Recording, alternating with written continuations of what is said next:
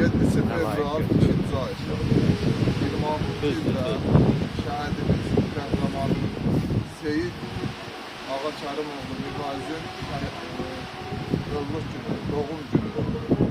Cənnətdəki dəyişməyən ömrlük mübarək şəhidin. Şəhidin ağası, ürəyi, İmam Hüseyndir.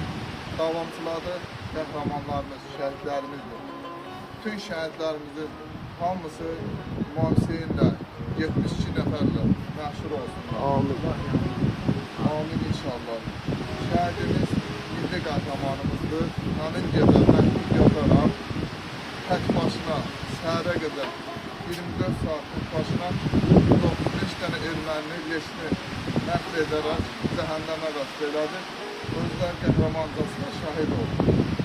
Ruhu şad olsun, qəhrəman şəhid. Ruhunun qarşısında biz baş ayırıq. Burada şəhid sevərlər var, əziyyət çəkib gəliblər. Şəhidimizin məzarı üstündə. Allah hamısının canına sağlam eləsin. Allah nə qədər şəhid sevərlər var. Allah hər bir Allah bütün qazilərimizə can sağlığı versin. Allah şəfa versin bütün qazilərimizə. Bizim qorxumuzdur ki, şəhid sevərkən şəhidimizin gizləri olsun, öldürün olsun. Gəlib ziyarət edək və paylaşaq. Ruhları şad olsun. Allah razı olsun.